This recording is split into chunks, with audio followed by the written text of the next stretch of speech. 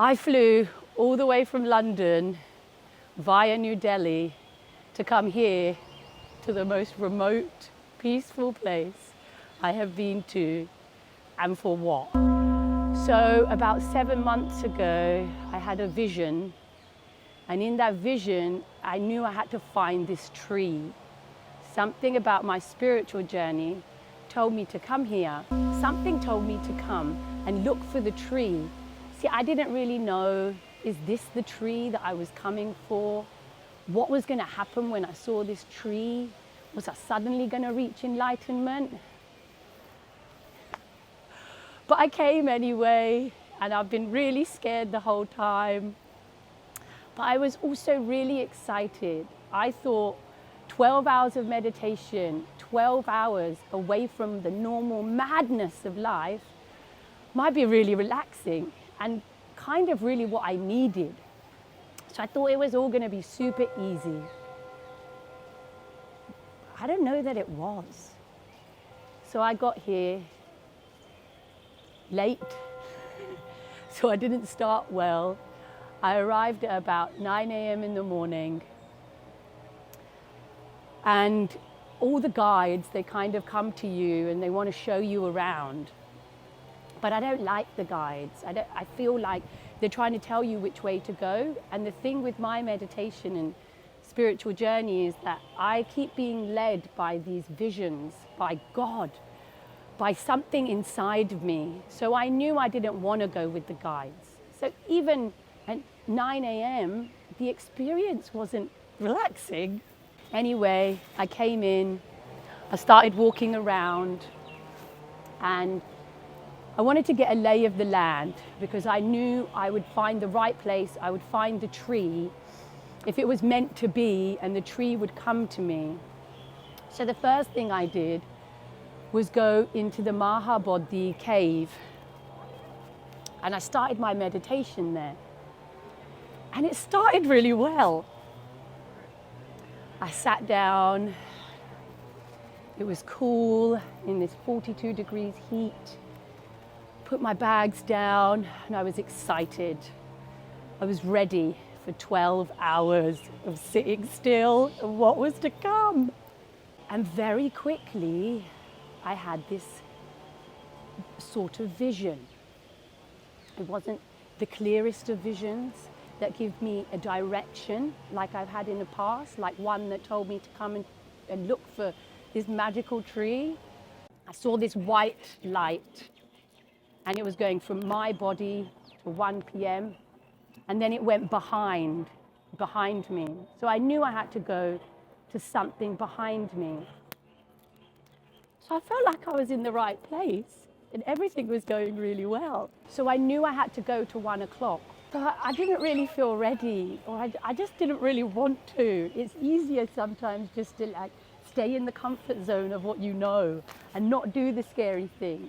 Like I'd already forgotten that I was doing this big meditation and I was supposed to sit still. So I went to the tree behind me. And when I got there, I read there was a sign saying that Buddha, after enlightenment for the 3rd week, meditated there. So I thought, okay, great. I'm still not cheating. I'm in the right place. I can do my meditation here. And I loved it. Instead of by the temple and by the tree, the main Bodhi tree, there was no one there. It was peaceful. It was relaxing. So I sat down, cross-legged, in the blessed, difficult meditation pose. And I kept asking myself, what is this place trying to show me? I was wondering, what am I doing here? Maybe it was like 10:30 by now in the morning. I didn't get the same vision that I'd had in the cave, in the Mahabodhi. So I just kept asking, what am I doing here? What am I doing here? What is this place trying to show me? What a surprise. This tree told me, you have to go and sit at the main tree straight ahead. So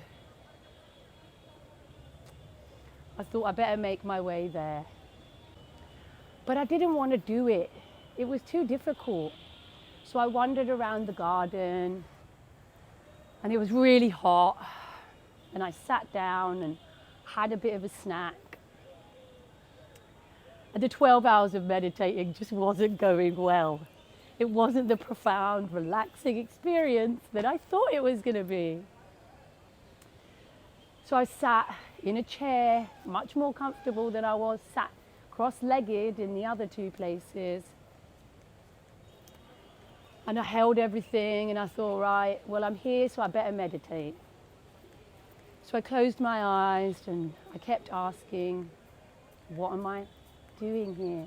What is this place trying to teach me? And out of nowhere, a dog started barking at me, as if I didn't already know that I wasn't supposed to be sat there and I was supposed to be at the main tree. A dog started telling me, you're not supposed to be here. What you're meant to be doing is over there. So I think I had no choice. I had to do the big thing that I had committed to. I had to go to the Bodhi tree, the main Bodhi tree, and I had to sit in meditation. I still had no idea what I was supposed to learn, why I had flown all the way here. But I sat down.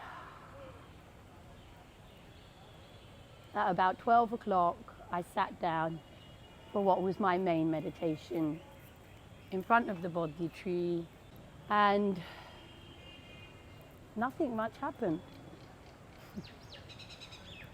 I didn't have the visions I'd had in the morning. I just didn't understand what I was doing there. My legs were already really uncomfortable. I couldn't sit down much longer. By about 1 o'clock, I was fed up, done, wanted to get the hell out of here, didn't feel relaxed at all. It was boiling hot. Then it just got worse.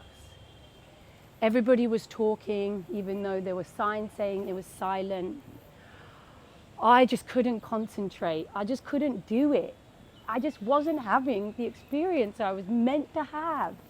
Because my legs hurt and because everybody was talking and I couldn't concentrate, I lay down on my back. Still didn't work. When I got up, a guard came to me and he said, no sleeping meditation. Then I shouted at him and I said, but everybody's talking. So how am I supposed to do meditation? I'm not sleeping. And then, because he was kind of right and I was fed up, I decided to let him go and do my meditation sitting. From then on, it was just pain. There were these two people sat near me, and they'd been there since before I'd arrived. And by now it was about maybe 2 o'clock, and I thought, they're doing nothing. They weren't even talking to each other, and they're absolutely fine. How is it that I'm finding this so difficult to sit and do nothing? So I kept chugging on, and my leg pain got worse, and my hips were really hurting, my whole body was shaking. I couldn't sit in the right pose. I kept shifting and moving. And then I just kept thinking, God, can I have a break? When can I have a break? My normal tea time's at 3, and I'd already done sort of 2.5, 3-hour sittings. So I kept fighting with myself, and I kept saying, I've got to wait for either those two people to go or 3 o'clock. Every time I opened my eyes, those two people were still sat there. So I knew I couldn't go before them. I knew I had said to myself, I was gonna learn something. There was a reason for me to be here. I'm gonna finish this meditation. I'm gonna have an amazing experience. They didn't go. From about 2:40 onwards, time was moving so slowly. And then suddenly, They were gone. It was 3:05. I tried to shift my body, it hurt so much. And I thought, that's it, I'm having a little break. So I went for a break. And I just still couldn't answer the question, what's the lesson? What am I doing here? I was fed up. I wanted to go home. I didn't want to be here anymore. I wanted my mum. I thought meditating isn't all it's cracked up to be. Maybe it's just all a facade. But after my break, I went back. I sat down. There weren't that many people there. I tried. I stared at the tree, closed my eyes, and I saw something. I saw these 3 little trees. But even then, it wasn't the amazing experience that I was here for. I didn't get the same visions that I've had in the past. So I just kept wondering, what am I doing here? Am I even meditating? Is there any point? Did I waste my money flying here? And I got so fed up. I thought, I can't concentrate because there's too many people and there's too much noise. So I went back to my favorite tree and I tried again. And then this time there was a monk sat there and one of his disciples was there. The monks were there. I was stretching. They were still talking. I was so done. Then it suddenly dawned on me. I know why I'm here. I know what the lesson is. And I don't want to accept it. See, all of the pain I was feeling, all of the uncomfort, the hunger, the boredom, have I wasted my money? It was all just a metaphor for life. See, we spend our lives in pain. We spend our lives in pain, in a job we don't like, in a relationship we hate, getting fat when we don't want to get fat, saying horrible things to ourselves about the way we look, giving ourselves grief because we don't earn enough money. All of the pain I had been going through the whole day, all of the negative things I was saying to myself and my inability to carry on and my questioning, all of the pain was a metaphor for life. If you dodge pain, if you go around pain, if you ignore it, you will suffer the most. But if you sit in the pain and go through the pain, you will learn love. A relationship that doesn't bring you joy, but you just ignore them. You don't talk to them and you just go on with your day-to-day business. You're suffering.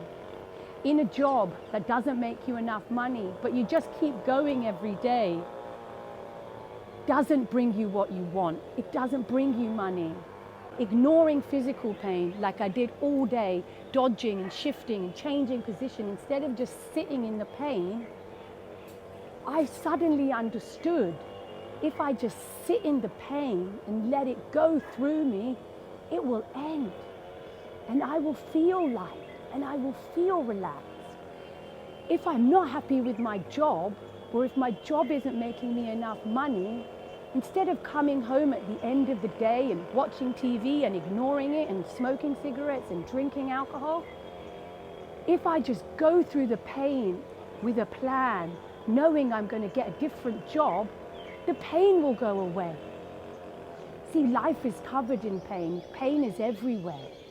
But if we learn to go through the pain instead of around ignoring the pain, we will come out the other side and we will learn everything is okay. I spend my whole life suffering, in pain, ignoring my physical pain, ignoring the relationships that don't work for me, ignoring the boyfriends that hurt me.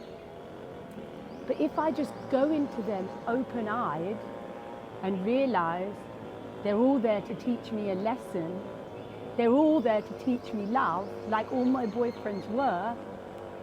I have pain, but I have much less pain.